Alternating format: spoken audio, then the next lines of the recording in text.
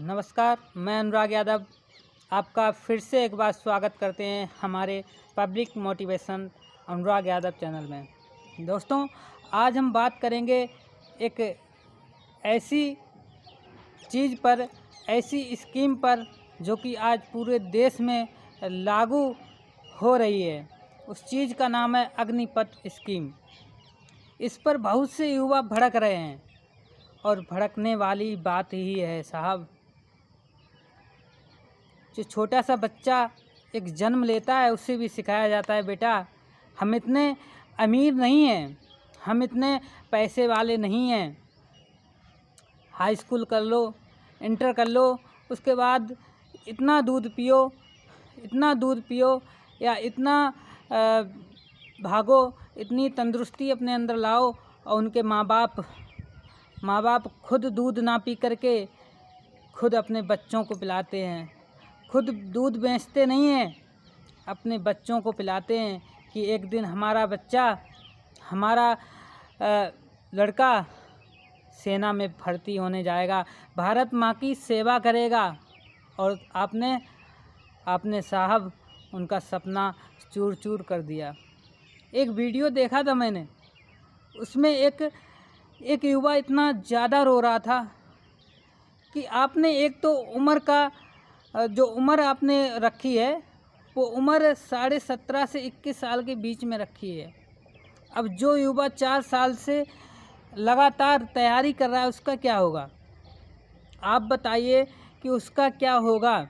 क्या आपने उसके बारे में सोचा? नहीं, आपने सिर्फ अपने बारे में सोचा कि हमें पेंशन नहीं देनी पड़ेगी, हमें कुछ नया काम नहीं करना पड़ेगा, हमें पहले जैसे 15-20 साल नौकरी 17 साल करवाने के बाद हमें पेंशन नहीं देनी पड़ेगी। इसके लिए आपने कितने बच्चों का, कितने युवाओं का आपने सपना तोड़ दिया है।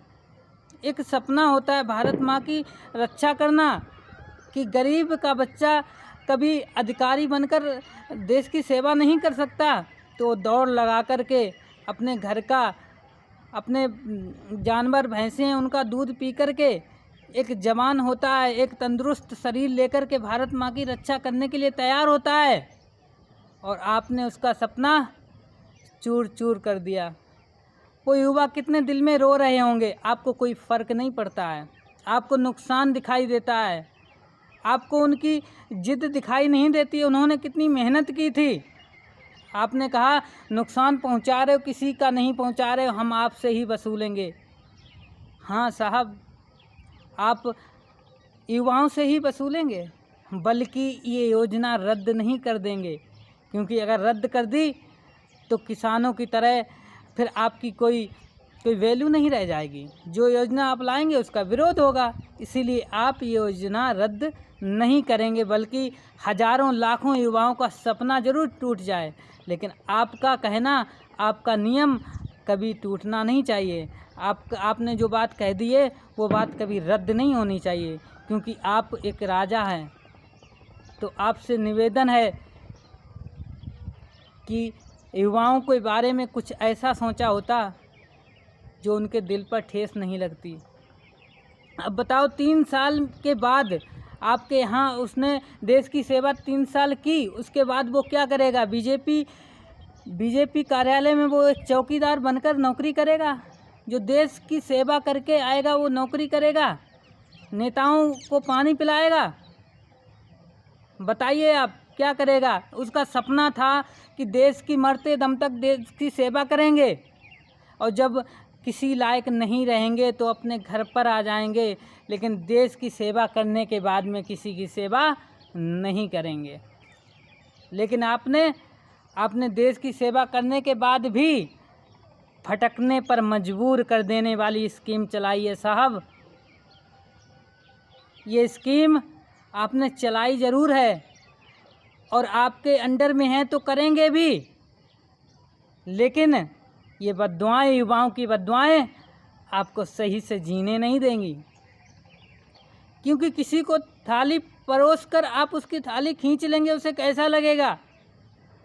हाँ, ये है दूसरों को मौका मिलेगा, लेकिन दूसरे जाएंगे कहाँ? आपने तो वो बात कर दी कि एक दिन खाना खिला दिया हर किसी को, दूसरे दिन वो कहाँ जाएगा।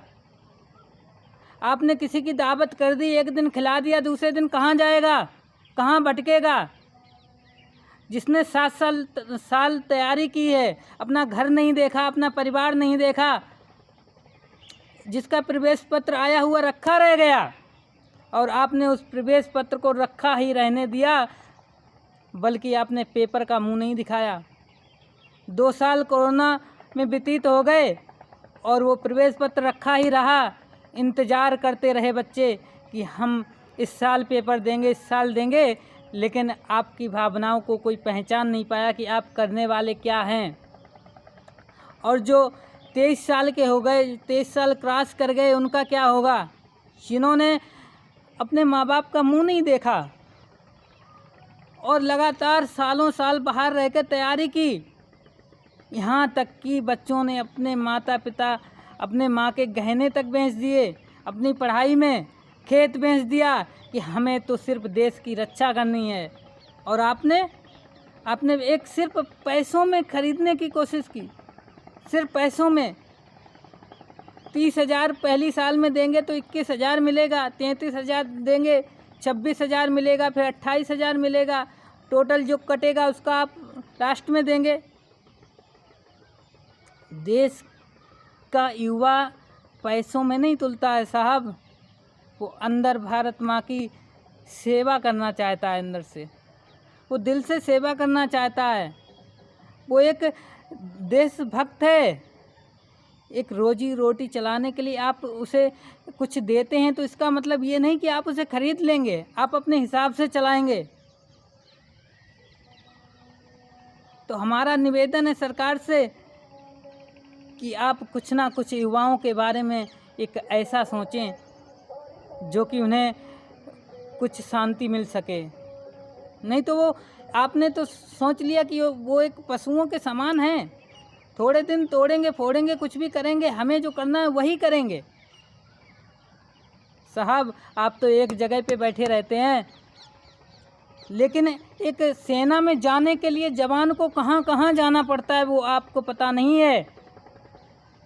एक युवा सेना में जाने के लिए 4 बजे उठता है, उसके बाद में अपने खेतों से सब्जी लेकर के मंडी में बेच कर आता है, और उसके बाद सेना की तैयारी करने जाता है, पढ़ने जाता है, तैयारी करने जाता है। उसके बाद में उसकी हर धड़कनें यही कहती हैं कि भारत माँ की एक दिन हम रक्षा करेंगे, और जब तक जिएंगे तब तक भारत माँ की रक्षा ही करेंगे। लेकिन आपने उनके सपनों को तोड़ दिया है, उनके धड़कनों को बिल्कुल बंद कर दिया है।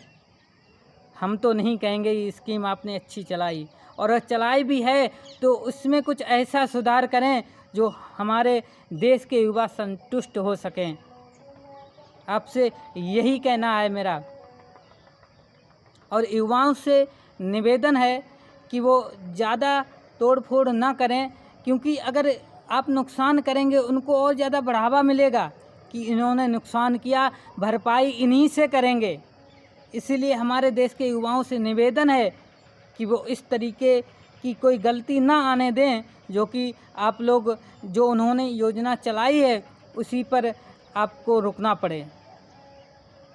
कोई भी काम करना धैर्यता से कीजिए, विरोध कीजिए, लेकिन आप सरकारी चीज़ों को नुकसान ना पहुंचाइए। हम जानते हैं आपका दर्द क्या है, हम जानते हैं, लेकिन जो एक कुर्सी पे बैठे रहते हैं, जो सिर्फ साइन करने पे रहते हैं, वो आपका दर्द नहीं समझेंगे, बल्कि उल्टा ही आप पर इल्ज़ाम लगाएंगे। आपने रेलवे जला दिया, आपने स्टेशन जला दिया, आपने रेल जला दी, आपने बस जला दी, आपने ट्रक जला दिया। वो आपकी मजबूरी को कभी समझेंगे नहीं। इसीलिए आपसे निवेदन है देश के युवाओं से कि धैर्यता से विरोध कीजिए, बल्कि तोड़ फोड़ ना कीजिए। आज यहाँ पर हम इतना ही कहना चाहेंगे। फिर मिलेंगे आपको नेक्स्ट वीडियो में, तब तक के लिए धन्यवाद।